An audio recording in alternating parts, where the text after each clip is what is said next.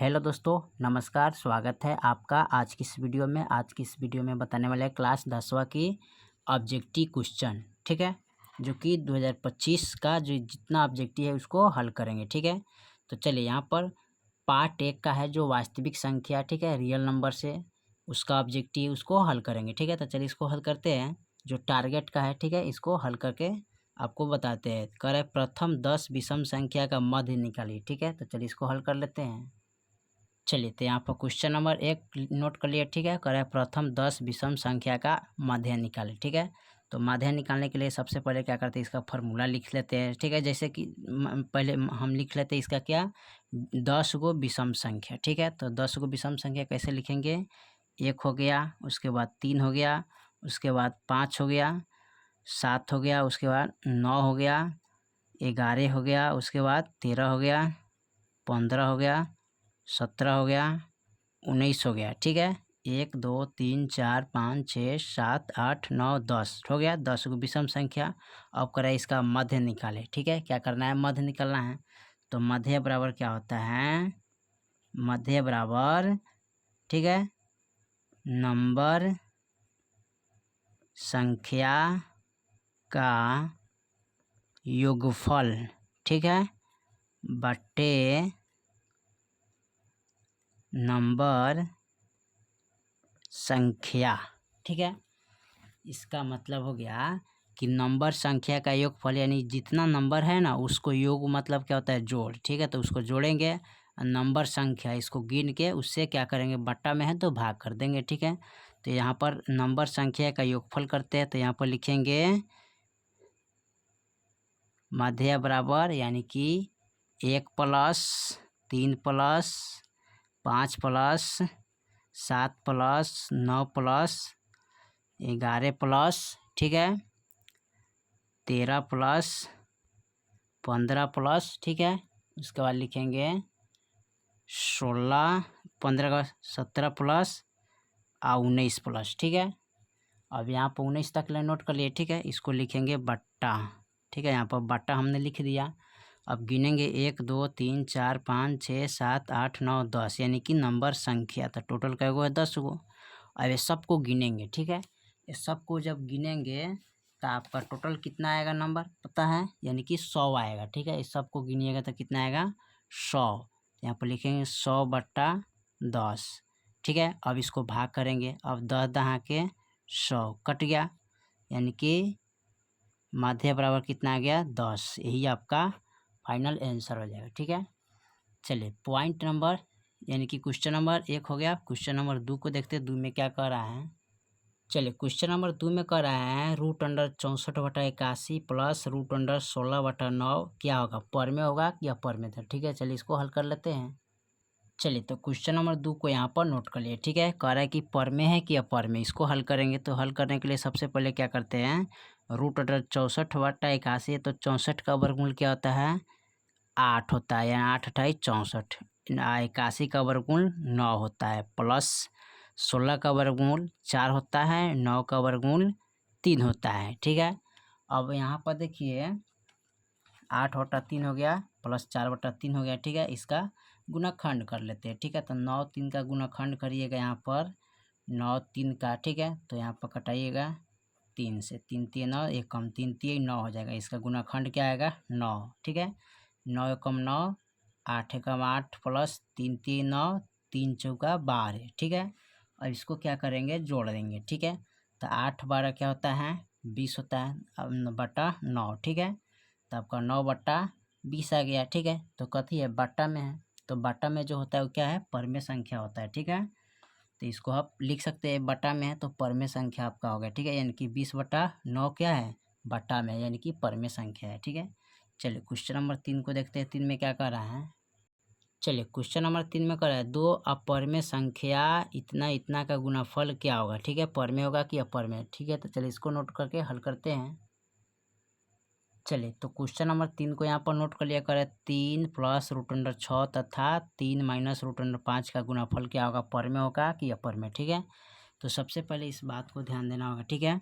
यहाँ पर 3 है तो इसके बट्टा में क्या रहता है, 1 छिपा रहता है, ठीक है। तो क्या हो जाएगा, पर में संख्या हो जाएगा, क्योंकि ये आज़ाद संख्या है तो इसको लिखेंगे परिमेय, ठीक है। अब प्लस ये रूट के अंदर है तो इसका वर्गमूल नहीं निकलेगा तो ये हो जाएगा अपरिमेय, तो यहाँ पर लिखेंगे अपरिमेय, ठीक है।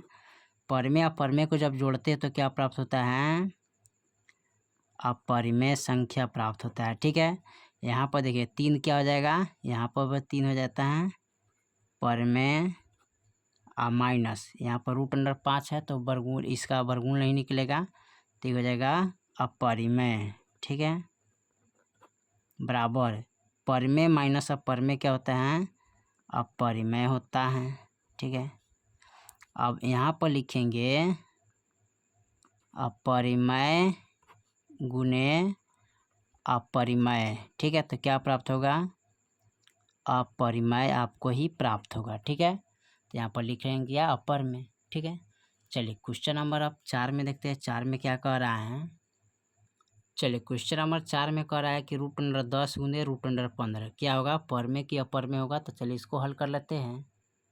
चलिए तो यहाँ पर क्वेश्चन नंबर 4 को नोट कर लिया है, √10 गुने √15 क्या होगा, परिमेय की अपरिमेय। तो सबसे पहले आपको क्या करते हैं, देखिए √10 का वर्गमूल नहीं निकलेगा तो अपरिमेय हो जाएगा, इसका भी वर्गमूल नहीं निकलता है तो अपरिमेय होता है। अपरिमेय अपरिमेय को जब गुना करते हैं तो अपरिमेय ही प्राप्त होता है, ठीक है। अच्छा आप इस तरह भी लिख सकते हैं, ठीक है। तो यहाँ पर आप डायरेक्ट गुना कीजिएगा तो क्या हो जाएगा, 150 हो जाएगा, ठीक है। अब 150 का वर्गमूल निकलता है, नहीं निकलता है ना, तो यहाँ पर 150 का गुणाखंड करिएगा, 2 से कटाइएगा तो 75 दूना 150 होता है, ठीक है। तो यहाँ पर कटाएंगे 75 दूना 150 होता है, फिर इसको कटाएंगे तो 25 तिहाई 75 होता है, फिर एक कटेगा 5 एकम 5, फिर कम 1, ठीक है। 5 25 5 एकम 5। अब यहाँ पर लिखेंगे √2 गुने 3 गुने 5 गुने 5, ठीक है। तो रूट के अंदर जो अंक का जोड़ा लगता है उसको बाहर लिखते हैं और जो जिसका जोड़ा नहीं लिखते उसको अंदर लिखते हैं। तो 3 दूना 6, अब √6 यदि 5 √6 हो गया। तो जो 5 जो है ना ये परिमेय संख्या होता है ना, तो लिखेंगे परिमेय संख्या गुने √6 का वर्गमूल नहीं निकलेगा तो ये हो जाता है क्या, अपरिमेय होता है। अपरिमेय संख्या जब इस दोनों को गुना कीजिएगा तो क्या प्राप्त होगा, अपरिमेय ही प्राप्त होगा, ठीक है। यही आपका आंसर हो जाएगा। चलिए क्वेश्चन नंबर 5 को देखते हैं, 5 में क्या कह रहा है, ठीक है। चलिए क्वेश्चन नंबर 5 में कह रहा है यदि 156 बराबर 2 के पावर x गुने 3 के पावर y गुने 13 के पावर z हो तो x plus y plus z यानी कि y प्लस जेड का मान निकाले, ठीक है। तो चलिए इसको हल कर लेते हैं। चलिए तो यहाँ पर क्वेश्चन नंबर 5 को नोट कर लिया है, ठीक है। कह रहा है कि 156 बराबर 2 के पावर x गुने 3 के पावर y गुने 13 के पावर z हो तो x प्लस वाई जेड का मान ज्ञात कीजिए, ठीक है। चलिए इसको कैसे ज्ञात करेंगे, तो सबसे पहले क्या करते हैं 156 का गुणाखंड करेंगे। यहाँ पर 156 का गुणाखंड करिएगा, ठीक है। तो 2 से लगाइएगा तो कितने मरतबे कटेगा, 78 दूना 56 होता है, फिर इसको 2 से लगाइएगा तो ये कटेगा 39 मरतबे, ठीक है। तो 39 लिखेंगे और फिर इसको कितना से लगाएंगे, 3 से, तो ये हो जाएगा 13 तिहाई 39, फिर कटेगा 13 एकम 13, ठीक है। अब यहाँ पर इसको लिखेंगे 1 2 का एगो है 2 गो 1 2 तो इसका पावर लिखेंगे 2, ठीक है। गुने 3 एगो है तो 3 एगो लिखेंगे, इसका पावर 1 होता है, गुने 13 एगो है तो एगो लिखेंगे, ठीक है। पावर इसका 1 होता है, ठीक है। यहाँ पर 2 एगो 2 गो था तो 2 लिख दिए, एगो एगो है 2 पावर, 3 एगो है इसका 1 पावर छिपल है, 13 एगो है तो इसका एगो पावर छिपल है, ठीक है। अब यहाँ पर कह रहा है इसका जो पावर है ना इसमें ऐड करके जोड़ना है, तो x के मान यहाँ पर है, ठीक है, और y के मान यहाँ पर हो गया और z के मान यहाँ पर हो गया, ठीक है। तो इसका पावर 2 है प्लस इसका पावर 1 है प्लस इसका पावर 1 है। अब जोड़ना है इसको ना, तो 2 1 कितना होता है, 3 है, 3 1 4, तो यही आपका आंसर हो जाएगा, ठीक है। चलिए क्वेश्चन नंबर 6 में देखते हैं, 6 में क्या कह रहा है। चलिए क्वेश्चन नंबर 6 में कह रहा है 0,3 पर एक रेखड़ी है प्लस 0,4 पर एक रेखड़ी का सरलतम रूप क्या होगा, ठीक है। चलिए इसको हल कर लेते हैं। चलिए तो इसको हल करना है ना, तो कैसे हल करेंगे, सबसे पहले क्या करते हैं, इसको यहाँ पर दिया 0.3, ठीक है, और यहाँ पर दिया है 0.4, इसका मान निकालना है तो इसको जोड़ लेते हैं। ठीक है, तो जोड़ेंगे तो कितना आएगा 0.7। रेकड़ी है तो रेकड़ी दे देंगे। ठीक है, तो एगो अंक पर रेकड़ी रहता है तो एगो यानी कि 7 के साथ देंगे। अब बट्टा में एगो 9 डाल देते हैं। ठीक है, अगर 2 अंक पर रेकड़ी रहेगा तो 2 9 डालेंगे। 3 पर रहता है तो 3 रेकड़ी पर 3 यानी कि 3 अंक पर रेकड़ी रहता है तो 3 9 डालते हैं। ठीक है, तो इसका आंसर यही हो जाएगा। चलिए क्वेश्चन नंबर 7 में देखते हैं।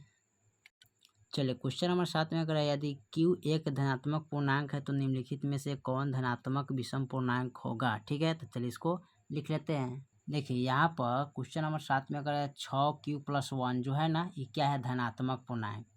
धनात्मक मतलब प्लस, और यहाँ पर कह रहा है धनात्मक है ना, तो धनात्मक हो गया यानी कि प्लस हो गया। ठीक है, और उसके बाद कह रहा है उसके बाद विषम संख्या कह रहा है। ठीक है, तो विषम संख्या 1 हो गया और धनात्मक भी हो गया, तो 6Q + 1 होगा। ठीक है, चलिए क्वेश्चन नंबर 8 में देखते हैं क्या कह रहा है।